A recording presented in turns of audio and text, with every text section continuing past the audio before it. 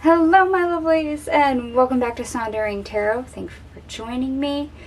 This is our fifth and final portion of our deck, Strength versus Weakness.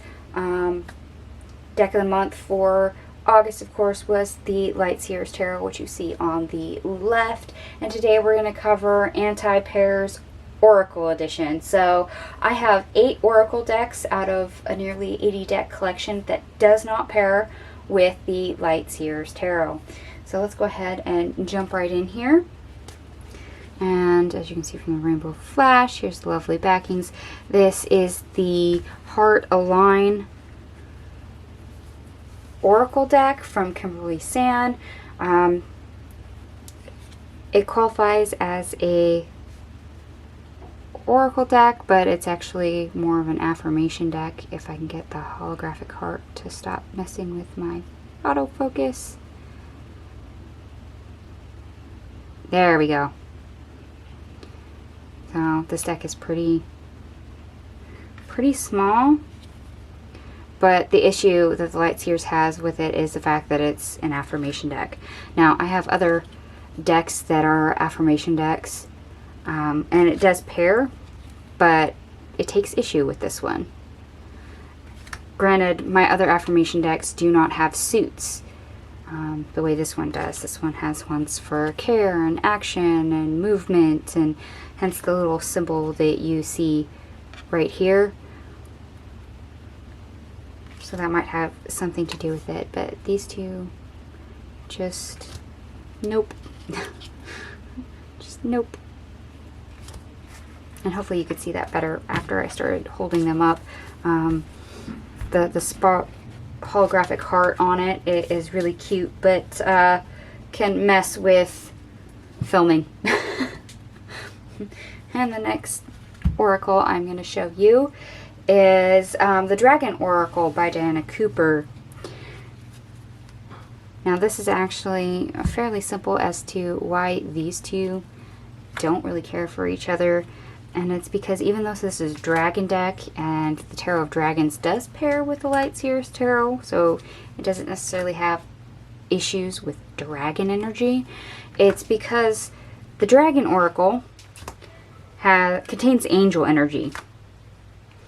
There are angelic references and things built into the deck, and it's that angel energy that the Light Seers has issues with. That is the portion, which is really kind of sad, but you know, it is what it is. And I did list a few, or at least one angel deck that does pair for an oracle. And on that same note, I'm going to show you another deck that's mass market that the Light Seers doesn't like because of angel energy, and that is the Angels and Ancestors deck by Kyle Gray. The ancestor portion of this, the Light Seer has no issue with. So if you're playing into that energy in a reading, you might be able to get away with using the Angels and Ancestors, but there is angelic references, as you can see the Earth Guardian card. And that portion is what the Light Seers can't connect to very well. So there's a hit and miss disconnect when you use this deck. If you play into the Ancestors, you might get it to work, but anytime Angels and Ancestors plays into the angel references, Light Seers fails to keep in line with it, and it falls out of whack. So because it can be a hit and miss deck, I put it in the anti-pairs, just so you are aware. Now our next deck, the third deck I'm going to show you, I was a little put out that this one does not pair with the Light Seers. This is the Elemental Empath Oracle by Mayuki Rose. I actually really love this oracle. So the fact that this does not pair kind of irritates me. Granted, this is an oracle that's broken down into suits. Each of the 4 elements, and then Spirit has the Cosmos suit, which you see up here. But this is a really good shadow deck. It's a way of exploring, you know, the world from an empathic view. Granted, it's geared towards female empaths, but since I'm a female empathic reader, I can use it for non-female clients as well, just because I'm using my own energy to read it. But it's a great deck, and these two just, it's so disappointing. I really wish that I could get the drive, the motivation from this deck to pair with the in-depth connection that I get from this oracle. And it just doesn't work. It doesn't work. And I haven't figured out another deck that's comparable to this one just yet. Or if there is one out there, it's not in my collection. So, yeah, that's just a big disappointment there. And another mass market that you guys are probably familiar with just based on the backs is the Witch's Wisdom Oracle. Now, I haven't pinpointed exactly what the beef is between these two decks.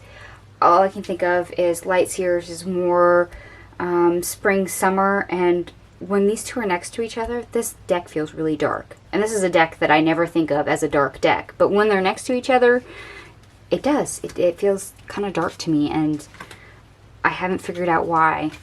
But there's a disconnection between these two. At first I thought it was, oh, maybe Witch's Wisdom is too basic, or, you know, there's too much of the holiday, too much of the other seasons and elements into it that they just don't get along. And the more I looked at it, the more I kept thinking how dark the Witch's Wisdom is against it. If I figure it out later in the future, I will notify you. But yeah, these two decks just ain't happening. And if anybody out there gets these two decks to work, please let me know how you managed that. And the next deck we have here is the Sacred Traveler's Oracle by Denise Linn. Another pretty well known, very versatile oracle. This one, it's like it's right on the tip of my tongue of why these two don't work. And because Sacred Travelers is so versatile, just like the Light Seer is with all its strengths and pairing, you'd think that these two would get along. You think that somehow these two would manage to find common ground and be able to communicate in rhythm. And for some reason it's not there. Which is really sad, because I think these two would be able to accomplish a lot together, and it turns out that they don't like each other. So that was kind of a big question mark for me, because I was like, oh yeah, we do have something, you know, mass market that'll easily pair with it, and that was a no. Next deck, this is the Sacred Earth Oracle, and I can't for the life of me off the top of my head remember who it's by, so please forgive me for that. Aside from the aesthetic differences between these two decks, this is another one that I'm slightly puzzled over why they don't get along. Yes, there's the big artistic difference, but that doesn't matter energetically. And this is an earth deck. And if I remember right, this oracle also helps with connections. And as you've noticed, probably if you watched the second video I have more than one tarot deck that has a strength of connections, and they pair just fine with the Light Seers, but for some reason this oracle does not.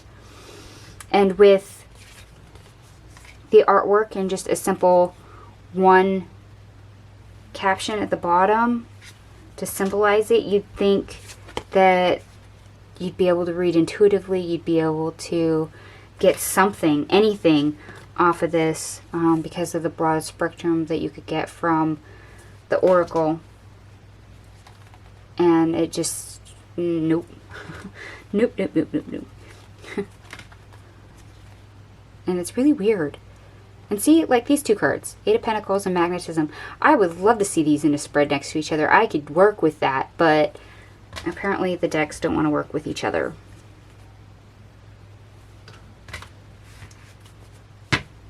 Now, that doesn't mean that you can't use other Earth themed decks. Actually, I have Earth Magic, and Earth Magic pairs with the Light Seers. So, figure that one out.